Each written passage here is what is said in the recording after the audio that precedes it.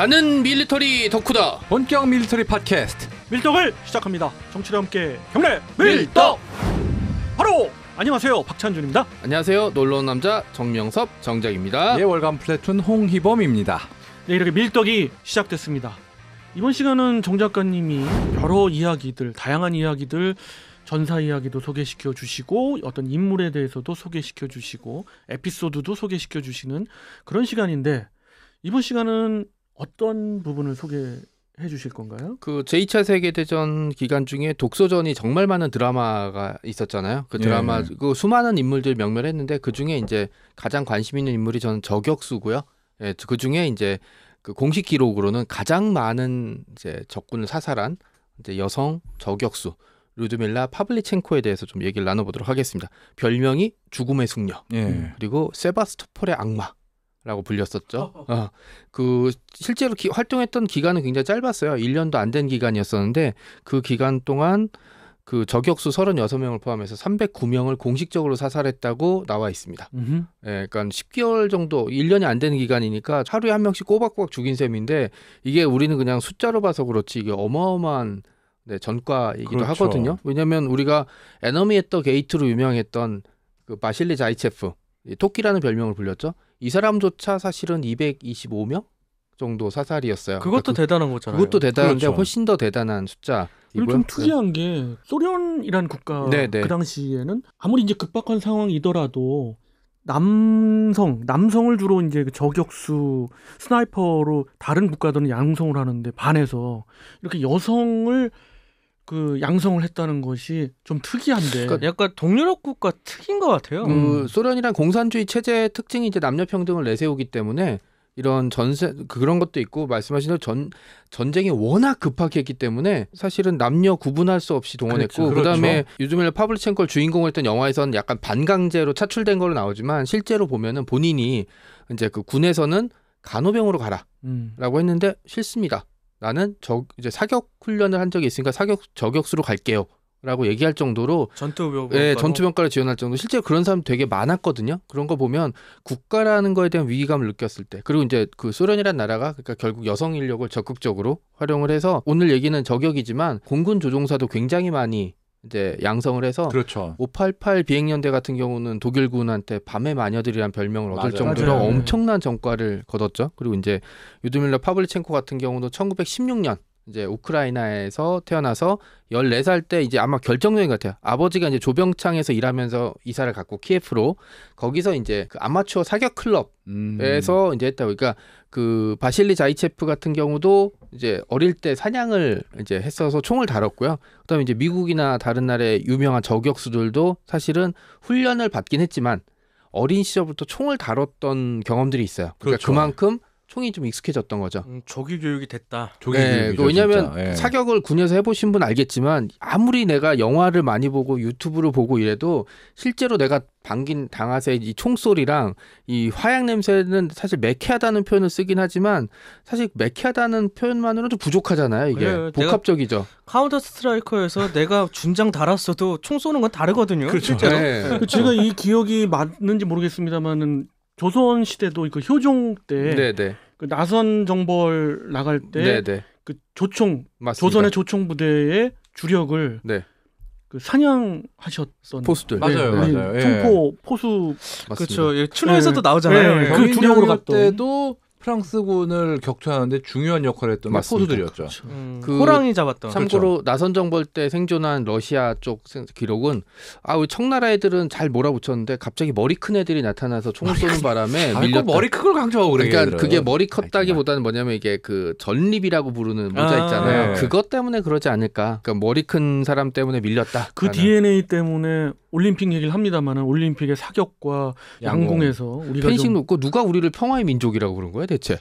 메달 딴 게 다 양궁. 다 쏘는 거예요. 쏘는 거, 찌르는 거, 이런 거잖아요. 그러니까 1회 올림픽 때 있던 그 포 쏘는 종목에 있었어야 돼요. 그럼 우리는 진짜 금메달 계속 따는 맞다. 1회 올림픽 때 있었구나. 맞아요. 다시 루드밀라로 가서. 그래서 이제 키예프가 이제 남부 지방에 있고, 사실은 이제 독일이 전선에서 이제 밀고 들어왔을 때 이제 흑해 지방에 있던 그 오데사, 그다음에 이제 지금의 크림반도였죠.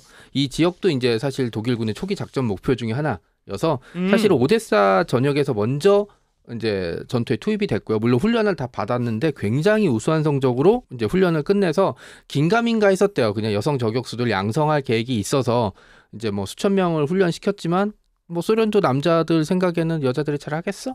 라고 했지만 그 오데사 전역에서 187명 이미 사살했어요. 네, 그래서 거기에서 이미 두각을 나타냈고 그다음에 이제 오데사가 이제 독일군에게 뺏기고 나서는 이제 크림반도 안에 있는 세바스토폴이죠. 이곳으로 이제 밀려 들어가서 여기에서 이제 다시 전투를 벌이는데 이제 여기서도 이제 다시 앞에 187명에 339명이면 뒤에는 한 150명 정도를 사살한 걸로 아이고야. 나오거든요. 네. 그러니까 이게 하고 어떤 총을 썼나? 이게 살펴보니까 사진에는 SVT-40이라고 하는 반자동 총이 있어요. 그 게런드처럼. 예. 네, 근데 그 총을 들고 찍은 사진이 있긴 한데 실제로 전선에서는 그 M1891 모신나강이라고 불리는 볼트 액션 소총을 굉장히 이제 대부분의 소련 저격수들이 SVT-40보다는 189 모신낭을 더 선호했어요, 실제로. 그러니까 뭐 볼트 액션 특성 자체가 이제 단발의 명중률이 더 뛰어나고 그다음에 모신나강이라는 소총 자체가 워낙 튼튼하잖아요. AK-47이 나오기 이전까지는 이제 뭐 사실 소련제 무기의 특징 중에 하나. 뭐 우스갯소리로 그렇죠. 총알이 떨어지면 던지면 된다. 네, 그렇죠. 네, 그리고 이제 4배율짜리 스코프를 썼다고 돼 있는데 그 독일 이제 어쨌든 독일에 비해서 기술력이 떨어지기 때문에 스코프 성능이 좀 떨어지긴 했지만 사실 그 상당수의 저격전 자체가 이제 독소전 같은 경우는 도시 안에서 벌어졌기 때문에 그 먼 거리보다는 짧은 거리에서 누굴 찾아내느냐기 때문에 이런 건 뭐 당사자의 회고에서도 뭐 큰 문제는 아니었다라는 근데 얘기죠. 그 스코프가 재밌는 일화가 있어요. 실은 그 렌즈를 그 독일 소련 저격총 스코프의 렌즈가 실은 독일 기술로 만든 거예요. 왜냐하면 전쟁 전에 독일하고 소련은 동맹이었잖아요. 그렇죠. 네. 그 과정에서 뭐 이런 광학 장비 렌즈 기술 이런 것도 이전이 됐었거든요. 그러니까 저 에너미 앳더 게이트에서도 보면은 이제 독일군 저격수에게 훈련을 받았다가 이제 나중에 굴라크 갔다가 돌아왔던 그렇죠. 이제 예. 저격수 동료가 나오잖아요. 그런 식으로 이런 거 보니까 되게 그 전쟁 독소전이 얼마나 지옥 같은 전쟁인지 좀 알 수 있는 부분. 그렇게 활동하다가 42년 5월에 이제 영화에서도 좀 묘사가 됐지만 이제 박격포 포격에 이제 저격수 잡는 게 사실 박격포거든요. 그래서 이제 박격포 부상으로 전선 후방으로 빠지게 됩니다. 일설에 의하면 사실 뭐 복귀를 못할 정도의 큰 부상은 아니었는데 이게 유명해질 대로 유명해진 이 여성 이제 그 저격수가 만약에 전선에 다시 복귀해서 뭐 부상당하거나 전사하거나 혹은 포로가 되거나 이래버리면 아군 사기에 큰 문제가 생길 것 같다 그래서 그냥 후방으로 이런 거는 사실 소련만 그런 게 아니라 미국 같은 경우 존 바실론 상사 같은 사람을 그렇죠. 이제 후방으로 뺐다 본인이 이제 다시 강력하게 원해서 이제 전선에 투입되긴 했지만 그런 케이스들이 많죠. 미국하고 영국만 해도 그렇죠. 조종사들도 보통 보면은 20대 정도 격추하면은 거의 예외 없이 후방으로 빠졌어요. 근데 독일 같은 경우는 그렇게 못했죠. 워낙 조종사 부족하니까. 선전용으로 분명 활용 가치가 있으니까. 선전도 훈련도 다 이게 활용 가치가 있으니까요. 미국 같은 경우는 이제 전쟁 공채 같은 걸 발행을 했는데 이 공채 이제 그 모금 홍보 활동으로 해서 대표적으로 했던 게 이오지마에 그 깃발 꽂았던 사람 중에 생존자들을 데려다가 이제 선전 활동을 시켰고 그 다음에 이제 소련 같은 경우는 바실리 자이체프 나중에 부상당한 이후에는 후방으로 빠져서 이제 저격수 양성 교육, 그러니까 본인 별명이 토끼니까 토끼들을 기른 거죠. 그 다음에 루드밀라 같은 경우도 이제 그렇게 이제 특이한 게 하나 있었어요. 이 루드밀라 파블리첸코 같은 경우는 미국으로 가서 그 루즈벨트 대통령과 부인인 이제 영부인 엘리노 루즈벨트 여사를 만났죠. 영화에서도 초반에 묘사가 돼요. 그 시절에 딴 데도 아니고 미국을 보낼 정도면 그 소련 체제에서 이 당사자에 대한 신뢰가 엄청났다는 얘기네요, 진짜. 맞죠. 그게 시대적 상황과도 좀 엮여 있는 게 42년도면은 사실 그 미국은 공식적으로 유럽 전선에 참여한 건 아니었었죠. 아직 유럽은 안 들어가죠. 네, 선전폭은 받았지만 독일한테. 진주만 공격 이전이라 이제 이후죠. 진주만 공격 이후라 이제 그 렌드리스를 받아야 되는데 사실 나치도 싫어하지만 빨갱이도 싫어하는 미국 사람 되게 많았거든요.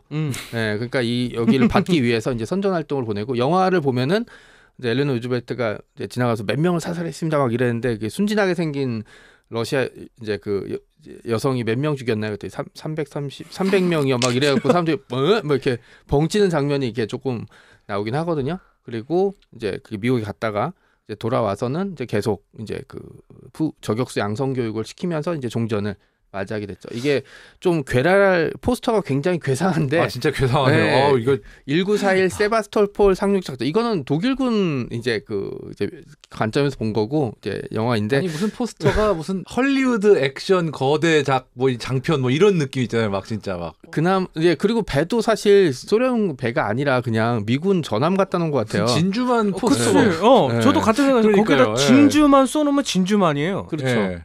그 영화 미드웨이라도 믿겠어. 그 영화가 이제 사실은 그 러시아 전쟁 영화가 묘하게 매력이 있어요. 국뽕스러우면서 국뽕스럽지 않은 측면들이 있거든요. 코미디도 적당히 잘 집어넣고 이런데 이 영화는 제가 보기에는 한 여성의 이제 전쟁에 뛰어든 여성의 어떤 고통과 회한 여기도 보면 이제 맞죠. 실제로 사랑하는 남성이랑 전쟁터에서 진짜 사랑하는 사람 만났는데 이 사람이 자기를 지켜주다가 죽어. 아이고. 이런 장면. 실제로 두 번째 결혼한 남편이 같은 저격수였는데 결혼한 지 몇 달 안 돼서 전쟁터에서 전사하는 상황을 겪거든요. 그러니까 이제 이후의 기록을 보게 되면은 평온하게 살죠. 왜냐면 전쟁 영웅이니까 훈장도 받고 이래서 활동을 했지만 또 러시아니까. 네, 굉장히 일찍 사망해요. 74년도에 사망했으니까 60세가 안 된 상황에 사망했거든요. 그러니까 이게 이제 뭐 그냥 제 추측이긴 하지만 전쟁 후에 겪은 가족을 잃은 거에 대한 PTSD 뭐 이런 후유증 같은 게 있지 않았을까라는 있겠어요, 생각들을 좀 해보고 있죠. 이 저격병에 대한 이 중요도는 진짜 어느 전장에 있어서든 굉장히 중요한 것 같아요. 굉장히 중요하죠. 왜냐면은 병사들을 저격하기도 하지만은 어찌 보면은 굉장히 높은 고위 관료들을 타겟으로 진행하는 경우도 많을 거 아니에요. 네, 웬만하면 그렇게 하죠. 네.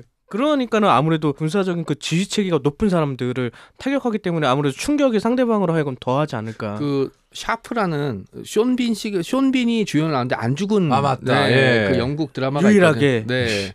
이제 나폴레옹 전쟁 시기를 다루는데 여기서 보면은 아마 스페인 전선인 것 같은데 영국군이 이렇게 지키고 있고 프랑스군이 공격해 오는데 이제 그 영국군 경보병 연대 라이플 이제 거의 저격수죠. 이 사람 누굴 쏘냐면 깃발을 든 사람만 쏴요. 그러니까 당시에는 군기란 지키고 이게 되게 중요한 이슈였었는데 군기를 든 사람만 계속 그러니까 총 맞아 쓰러지면은 그 전쟁 영화 같은데 보면 이게 군기를 딴 사람한테 넘겨주는 장면이 나오는데 그 든 사람만 계속 번갈아가면서 쏘는 거예요. 그러니까 나중에 프랑스군이 결국 군기를 못 들고 가요. 이게 당시에는 엄청나게 사기에 큰 영향을 미치는 거예요. 사기고 사실 군기가 굉장히 중요한 게 군기를 어느 쪽으로 보내냐에 따라서 그쵸. 그게 지휘 통제거든요. 결국은 통신기가 없던 시절이니까. 그리고 전쟁에서도 이제 전쟁의 승패를 판단할 때 지금은 몇 명을 죽였느냐 이렇게 보디 카운팅이 중요한데 당시에는 전쟁터에 누가 남았느냐, 그다음에 대포를 몇 문 노획했느냐, 그리고 그거보다 중요한 게 군기를 몇 개 뺏었어. 그렇죠. 뭐 이렇게 예를 들어 아우스트리츠 전투 같은 경우는 나폴레옹군에서 뺏긴 군기는 하나, 노획한 군기는 50개. 요 얘기 듣는 순간 뭐 몇 명을 죽이고 다 필요 없어요. 압승이네. 그렇죠. 네, 이런 얘기들. 그 시절의 이야기. 심지어 2차 대전 때도 소련군이 종전 후에 한 퍼포먼스 중에 하나가 붉은 광장에 그렇죠. 노획한 독일 군기를 죄다 가져온 다음에 딱 내 동생이 치는 무더기로 우리 이렇게 많이 뺏었다. 그 2차 대전 같은 경우는 뭐 그런 군기의 이제 그 중요성은 떨어졌지만 대신 얘기하신 대로 이제 중요한 인적 자원들. 지금 예를 들어서 뭐 탈레반이 연합군을 저격할 때 옛날에는 뭐 장교 이렇게 저격했지만 지금은 제일 먼저 쏘는 게 이제 기자라고 하더라고요. 이제 옛날에는 기자는 이렇게 뭐 포토그래퍼를 안 썼잖아요. 지금 제일 먼저 쏘고 그다음 이제 의무병. 장교보다는 그런 식으로 시대마다 가치가 달라지긴 하는데 저격수라는 게 저는 전생에 그럴 것 같아요. 포탄이 날라온 거서 어디 떨어지는 거는 솔직히 운빨이잖아요. 그렇죠. 뭐 내가 죽을지 누가 죽을지 모르지만 뭐 내가 죽을 확률은 적겠죠. 그런데 총알이 날라와서 누군가 겨냥한 것 같으면 꼭 나를 다음엔 내가 맞을 것 같거든요. 이게 이런 농담이 있어요. 포탄에는 죽을 사람이 안 써 있지만 총알에는 써 있다. 이런 얘기가 있. 그리고 이제 나랑 같은 라인에 있는 사람이 누군가 딱 쓰러는 저격이다 그러면 일단 뭐 숨고 봐야죠. 그렇죠. 그 밴드 오브 브라더스에서도 그렇죠. 나오잖아요. 그런 식으로 적군의 사기를 저하시키고 그다음에 이런 식으로 저격수 한 명 박혀 있어서 진격을 멈추게 한 사례는 사실 너무너무 많아요. 그렇죠. 그러니까 저격수 한 명이 뭐 다 멈추게 하니까. 라이언 일병 구하기에서도 우리 기도하는 스나이퍼. 맞아요. 우리 잭슨 상병이었나? 이 사람이 죽인 사람이 제일 많죠. 사실은 말미에 좀 제가 던지고 싶은 화두는 뭐였냐면 말씀 주신 대로 그 저격병의 중요성이거든요. 이 루드밀라를 통해서도 한 번쯤 얘기하고 싶은 게 우리나라는 그런 측면에 있어서 굉장히 지휘관들이 너무도 보수적이었다. 그러니까요. 이 저격병에 그러니까. 대한 네. 어떤 전력과 또 전술을 너무 간과하지 않았었나 이렇게 생각이 들어요. 우리나라는 정말 그 저격병들에 대한 전력이 다른 나라에 비해서 꽤 낮은 편인가요? 아무래도 낫죠. K14가 지급은 되고 있지만 일선에서 이 교육이나 훈련에 대해서는 잡음이 계속 들리더라고요, 확실히. 네, 그리고 육사단부터 시작한 걸로 알고 있는데요. 우리의 그 편제상 저격병이 상대하고 있는 그런 적국보다는 상당히 규모가 적고 이렇기 때문에 아니 문제가 될수 북한도 보면은 소대에 한두 명씩은 꼭 배치돼 있다고 얘기는 그렇습니다. 들었는데 근데 우리는 이제 소대에는 전문 저격병이 배치되는 건 아니고요. 네. 진짜 저격병이라 할 수 있는 거는 이제 중대급부터 배치가 되고 있죠. 예. 우리 그 연평 해전에서도 보면은 그 저격병이 먼저 배치가 돼가지고 저격하면 쐈다고. 그렇습니다. 어. 그런 점이 있고 그리고 또 하나 혹시라도 이제 우리 청취자분들이 오해하실까 네네. 그런데 우리가 여기서 뭐 누드밀라를 소개시키고 그 전에 이제 바실리에프를 소개할 때 보면 뭐 몇 명을 사살했네 이런 얘기가 나오는데 이건 그냥 역사적인 사실을 우리가 얘기한 네, 것뿐이지 맞습니다. 무슨 우리가 사냥하거나 네, 네. 혹시나 오해하실까봐 네. 그러니까 어떻게 보면은 말씀드렸습니다. 여성을 전쟁터로 내몰았던 그냥 풍문에 들린 건데 2차 대전 전체 기간 중에 소련이 양성했던 여성 저격수가 2,000명 정도였는데 전후에 살아남은 사람은 500명 정도밖에 없다. 냉혹함. 네, 그런 것들이 이제 보여주는 한 사례라고 보는 거죠. 확실히 이 사회주의 공산주의에 대한 냉혹함은 분명히 있는 것 같아요. 그럼요. 네. 그리고 현대전에 있어서 뭐 어떤 분들은 그런 말도 해요. 뭐 이렇게 그 도의를 지켜가면서 하는 그런 것이 전쟁 아닌가라고도 생각하실 수 있습니다만은 막상 실전 전쟁이 벌어지면은 양쪽 다 그런 변은 없는 것 같아요. 여기 저격병 얘기할 때 보면 현대전에서는 의무병을 먼저 쏜다고 그러잖아요. 예전엔 안 그랬거든요. 그렇죠. 네. 그렇죠. 예전에는 머리에 의무병은 2차 대전 때만 해도 의무병 이렇게 여기 뭐 헬멧에다가 빨간색이나 하얀색으로 그렇죠. 의무병 표시 달고 다니. 그게 뭐 표적이 되라고 했겠어요. 쏘지 말란 뜻이지. 그랬었죠. 그리고 알게 모르게 적국의 이제 병사들도 치료를 해주고 그런 측면이 있었는데 그 영화 핵소고지 보면은 일단 십자가 네. 문양부터 빼라고 하잖아요. 네. 그런 일본군이 것처럼 그런 거 존중을 하나도 안 했죠. 그다음에 밴더 브라더스도 보면은 에피소드 중에 하나가 이제 독일군 루거 권총을 로획하고 싶어서 뛰어갔더니 독일군이 사격을 안 한 거예요. 그냥 이제 의무병인이라서 이제 그 자기네 맞아요. 부상용 봐주는 줄 알고. 예, 그래서 갔더니 이제 루거 권총 노획을 못한 장면들이 나왔는데 전쟁이란 게 그런 것 같아요. 시간이 지날수록 비인간적이 될 수밖에 없고요.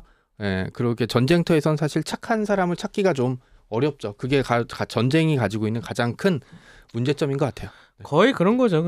내가 안 죽기 위해서 상대방을 그럼요. 어쩔 수 없이 죽여야 되는. 맞습니다. 맞습니다. 그래서 전쟁은 정말 최후의 수단인 맞습니다. 거고 만에 하나 전쟁이 일어났을 때는 반드시 이겨야 필승해야 되죠. 된다는 그렇죠. 거고요. 예. 이번 시간 뭐 루드밀라로 우리가 쉽게 네. 이해할 수 있는 이 저격병의 이야기를 통해서 여러 가지를 또 얘기를 할 수가 있었고요. 또 그와 관련된 소개 정말 잘 들었습니다. 뭐 다음 시간도 또 다른 주제를 가지고 설명을 드릴 것을 약속드리고요. 이번 시간 이걸로 마감하는 걸로 하겠습니다. 청취자 여러분께 경례 밀떡!